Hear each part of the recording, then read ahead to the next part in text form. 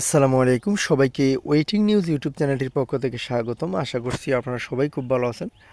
যারা ১ থেকে ১২তম নিবন্ধনধারী রয়েছেন তাদের জন্য কিন্তু সুখবর প্রকাশিত হয়ে গেছে। দেখেন, আপনাদের জন্য কিন্তু গণবিজ্ঞপ্তি প্রকাশ হয়ে যাবে কিছুদিনের ভিতরই, এবং যারা সকল ব্যাচের অর্থাৎ ১২র পরে নিবন্ধনধারী রয়েছেন ১৮তম, ১৭তম, ১৬তম, তাদেরকেও কিন্তু ভাগ্য খুলে গেছে। কারণ দেখেন, ষষ্ঠ গণবিজ্ঞপ্তি নিয়ে যা জানালো এনটিআরসি, আপনারা অনেকেই অনেক ভিডিও নিচে কমেন্ট করেন যে স্যার গণবিজ্ঞপ্তি কবে প্রকাশিত হবে, অর্থাৎ সামনের যে গণবিজ্ঞপ্তি, ষষ্ঠ গণবিজ্ঞপ্তি, এটা নিয়ে যদি কোনো কিছু বলতেন তাদের জন্য আজকের ভিডিওটি খুবই গুরুত্বপূর্ণ। না টেনে সম্পূর্ণ দেখবেন, তাহলে কিন্তু আপনারা ক্লিয়ারভাবে বুঝে যেতে পারবেন।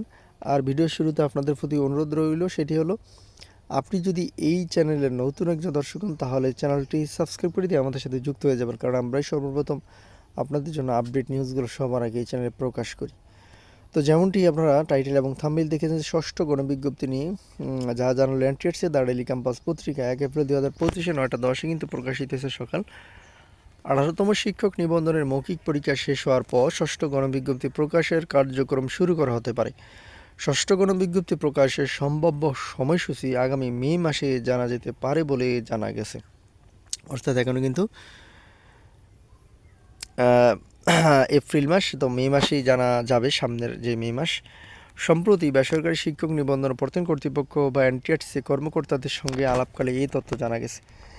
এনটিআরসি এর একটি সূত্র জানিয়েছে ১৯তম শিক্ষক নিবন্ধনের বিজ্ঞপ্তি প্রকাশ এবং ষষ্ঠ গণবিজ্ঞপ্তি চলতি বছরই প্রকাশিত হবে, তবে এখনও কোনো সময়সীমা নির্ধারণ করা যায়নি। চলতি মাসে ১৮তম শিক্ষক নিবন্ধনের মৌখিক পরীক্ষা শেষ হওয়ার কথা রয়েছে। মৌখিক পরীক্ষা শেষ হওয়ার পর এই দুটি বিষয়ে আলোচনা শুরু হবে। অর্থাৎ ১৮তম যারা নিবন্ধনের পরীক্ষা দিতেছেন তাদের কিন্তু ভাইবা এখন চলমান। এই ভাইবা শেষ হওয়ার পর কিন্তু তারা সিদ্ধান্ত নেবে যে কবে প্রকাশিত হবে, কারা এখানে আবেদন করতে পারবে। এই বিষয়ে এনটিআরসি সচিব এম রিজানুল হক দ্য ডেইলি ক্যাম্পাসকে বলেন, এনটিআরসির নীতিমালার গণবিজ্ঞপ্তি প্রকাশের বিষয়ে একটি সুনির্দিষ্ট নীতিমালা রয়েছে। আমাদের নীতিমালার বাইরে যাওয়ার সুযোগ নেই। নীতিমালায় যেভাবে বলা আছে সেই অনুযায়ী গণবিজ্ঞপ্তি প্রকাশিত হবে, এর বাইরে আপাতত কিছু বলার নেই। এর আগে ২০২৪ সালের ৩১ মার্চ পঞ্চম গণবিজ্ঞপ্তি প্রকাশ করেছিল এনটিআরসি। বিজ্ঞপ্তিতে শূন্যপদের সংখ্যা ছিল ৯৬,৭৩৬টি। এর মধ্যে স্কুল কলেজের শূন্যপদ ছিল ৪৩,২৮৬টি এবং মাদ্রাসা, ব্যবসায়, ব্যবস্থাপনা ও কারিগরি প্রতিষ্ঠানে ৫৩,৪৫০টি। পরে গত ২১ আগস্ট প্রাথমিকভাবে নির্বাচিত ১৯,৫৮৬ জন প্রার্থীকে নিয়োগের সম্মতি দেয় শিক্ষা মন্ত্রণালয়।